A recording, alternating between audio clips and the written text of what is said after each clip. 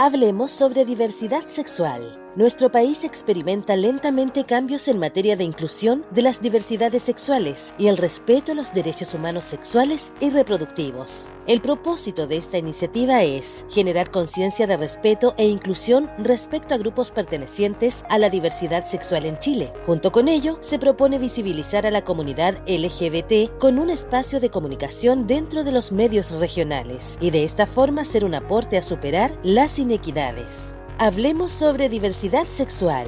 Este programa llega a ustedes gracias al financiamiento del Fondo de Fomento de Medios de Comunicación Social del Gobierno de Chile y del Consejo Regional.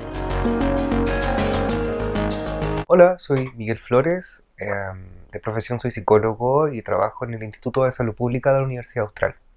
Allí me dedico a hacer clases de salud pública y también a investigar temas que tienen que ver con la diversidad sexual, el acceso a la salud y la prevención de la estigmatización.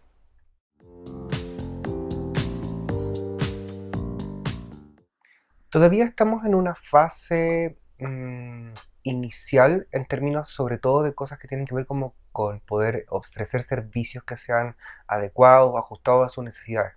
Así, los usuarios LGBTIQ+, en general compiten con todo el resto de las otras personas que utilizan el sistema de salud y en donde en general reciben atenciones que son parciales o que son medianamente ajustadas a sus necesidades, pero no necesariamente considerando temas que son importantes para ellos y ellas, como por ejemplo su identidad de género, temas como la adecuación corporal a la identidad de género, u otros también, como por ejemplo las diferencias que podría tener una persona LGBTIQ+, en enfermedades que todos podríamos tener, como diabetes, cáncer u otras. Si bien existen algunos avances desde el área legal, como por ejemplo circulares que obligan a funcionarios de salud a tener algunos estándares mínimos, como por ejemplo la utilización y el reconocimiento del nombre social en personas trans, así como otras políticas mucho más amplias o leyes mucho más amplias como las leyes de derechos y deberes de los pacientes, en donde por ejemplo están todos los profesionales de la salud obligados a otorgar un trato que sea digno y adecuado. Todavía estamos en una fase, como te decía, muy inicial. En ese sentido, y esos son algunos avances, por otro lado todavía no tenemos estadísticas claras sobre cuántas personas requieren de servicios especializados o específicos en el área de la salud mental u otros desafíos que hay. Una de las circulares más importantes es la circular 21, que se dedica principalmente a poder asegurar el derecho de las personas trans a que su nombre social quede utilizado, que también esto esté registrado y consignado en la ficha clínica y evitar las mayores o las formas más comunes de discriminación hacia las personas trans. Existen otras circulares que tienen relación mucho más específica con la prevención en general de tratos que sean inadecuados o que sean, por ejemplo, vejatorios para usuarios y usuarias. Recuerden que también hay veces en donde los propios dispositivos médicos, exámenes y otras circunstancias han sido utilizadas como una forma de intimidación o invalidación de la identidad de género, pasando por incluso por tratos humillantes, disfrazados o de algún modo como, claro, disfrazados de prestaciones clínicas. ¿Ya? Como por ejemplo tener que confirmar físicamente la genitalidad de una persona, desconfirmando la expresión y la identidad de género que dice tener. Entonces, en ese sentido, existen distintos dispositivos en términos de circulares que permiten en el fondo hoy día que los funcionarios y funcionarias de salud tengan como la obligación. Pero insisto, no es lo único, porque una cosa es como una guía clínica o una circular, y otra cosa es la formación para poder dar este trato. En general, la mayoría de las circulares prescriben conductas que no necesariamente todos y todas están dispuestos o tienen las capacidades y las habilidades para poder hacer. Nos pasó muy frecuentemente en talleres de capacitación que nosotros hicimos a lo largo del país con mi colega Joana Beltrán, con quien trabajo en la universidad, eh, que para muchos de ellos era primera vez que compartían con una persona trans cuando hacíamos un encuentro con activistas locales. Entonces, si lo pensamos así, es muy poco probable que una persona en un acto clínico entre con todas las habilidades necesarias que pueden haber sido ofrecidas mucho antes. O sea, nosotros pensamos, tenemos en la universidad nuestros estudiantes 5, 7 años en carreras del área de la salud, en donde podríamos ofrecer experiencias que les permitan adelantar trabajo a la hora de poder interactuar en forma efectiva con cosas simples, como por ejemplo ocupar los pronombres adecuados o la forma en que nosotros vamos a preguntar temas como la pareja. Es muy distinto decir tienes pololo a tienes pareja. Entonces, cosas como esas experiencias también determinan experiencias distintas o diferenciales cuando personas LGBTIQ más consultamos al sistema de salud. E insisto, no solamente por ser LGBTIQ más, que no es una enfermedad, sino por las prestaciones a las que todos y todas y todos tenemos derecho. En ese sentido estamos en un panorama bastante más favorable, ¿ya? Aunque es difícil de decirlo, porque si bien es cierto también es difícil cuantificar o pensar que es menos grave algo simplemente porque es menos frecuente, sobre todo cuando podrían reproducirse conductas de odio, homofobia, bi, homo, lesbo, transfobia dentro de lugares que por definición debieran ser lugares seguros como los centros de salud.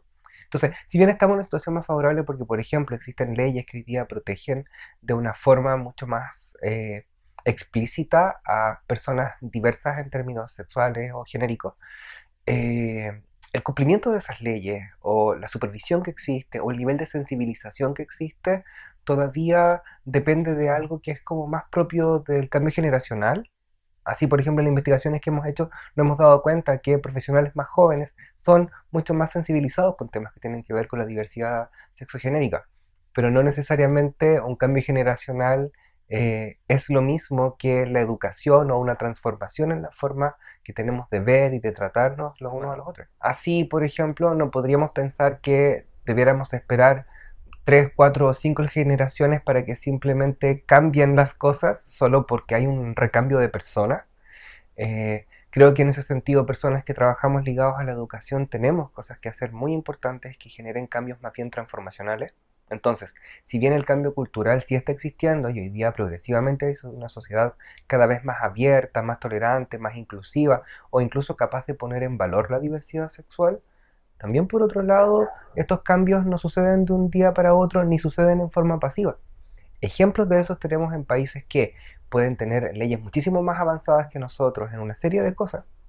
Nosotros ya tenemos matrimonio igualitario, pero hay países que llevan muchos años con eso y sin embargo también enfrentan graves problemas de violencia, incluso dentro del área de la salud, hacia la comunidad LGBTIQ+, incluso con retroceso de derechos.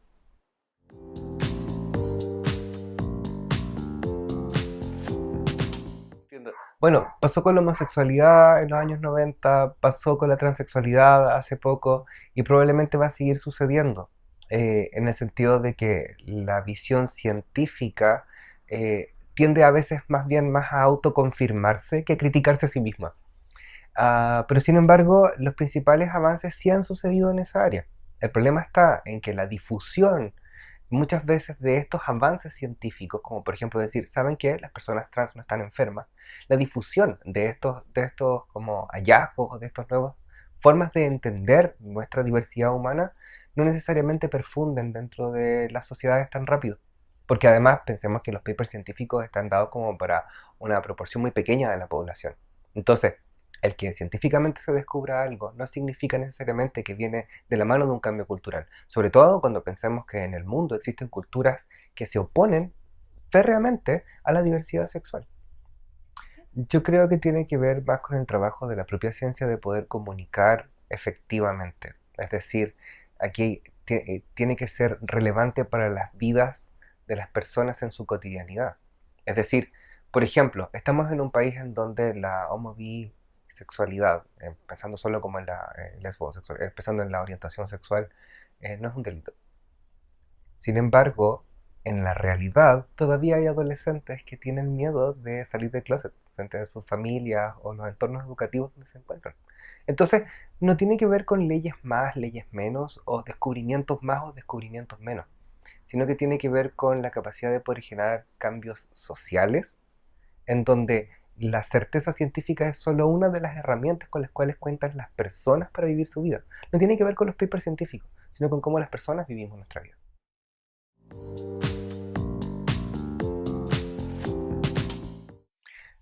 Existen avances, es cierto, hay personas que hoy día tienen el nivel de formación, que también hay instancias colaborativas, hay instancias que van desde lo más clínico hasta también el apoyo social que da el activismo, para que existan algunos espacios de contención y de apoyo.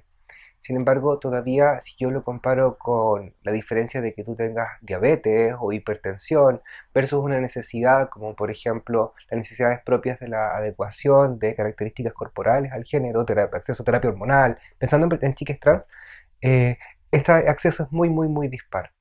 ¿Ya? Y en ese sentido todavía no es lo suficientemente sólido como para poder entregar en el fondo un derecho. Así, si bien todos y todas tienen derechos, la forma en que estos se cumplen, debido a que tan robustos son los sistemas que son encargados de cumplirlos, hacen que existan todavía diferencias. Ni hablar también de las diferencias de la provisión pública y privada de salud, que para todas las personas son evidentes, pero para una persona trans son aún más evidentes. Evidentemente existen diferencias. En salud entendemos que existen distintos determinantes sociales de la salud y estos se van adicionando entre sí. Por lo tanto, no es solamente, por ejemplo, ser trans, ser pobre, ser marginal y, por ejemplo, tener una red de apoyo disminuida. Todas esas cosas no funcionan por separado, funcionan en conjunto a veces para crear condiciones muy, muy adversas. Y eso explica también por qué ciertos grupos de disidentes sexuales tienen riesgos mucho más altos que el resto de la población, que finalmente terminan en necesidades de salud más complejas y también a veces con peor salud.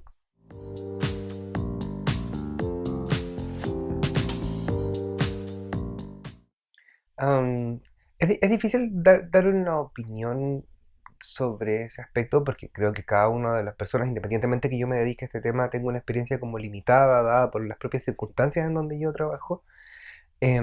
Pero sí podría decir de que es algo dispar, es decir, todavía los esfuerzos, por ejemplo, en capacitación para prevención de la estigmatización o para entregar un trato que sea como adecuado, digno y pertinente para personas diversas sexual y genéricamente, eh, no es para todos, todas y todas las personas que son parte del sistema de salud o como funcionarios y funcionarias de salud.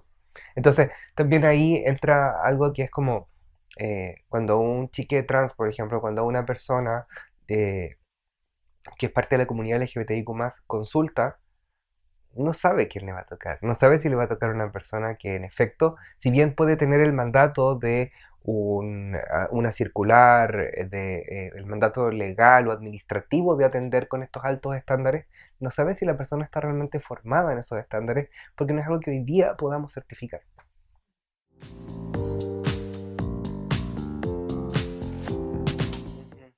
Lo primero quizá es comprender que existe una situación de desventaja respecto a que no siempre toda la sociedad va a validar la identidad trans de un chique o una chique.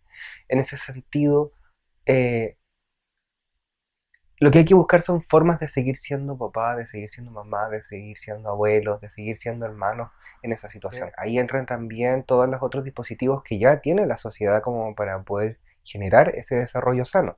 Es decir, asegurarnos que el colegio también sea capaz de comprender, de hacer los cambios que por derecho son necesarios de hacer, como por ejemplo el uso del nombre social, o distintas decisiones como poder ir al baño con tranquilidad, jugar los deportes que se quieran jugar, eh, medidas activas para evitar la discriminación. Entonces, más que un consejo, yo sé que las familias en general quieren continuar una vida de amor con las personas que les rodean, y principalmente con sus hijas, hijos e hijas. Pero es necesario que tengan esas herramientas y por lo tanto ahí también es importante que tengan espacios de la sociedad donde puedan ser apoyados, acompañados en todo el proceso, porque no solamente una persona transiciona ahí, es una familia entera la que transiciona.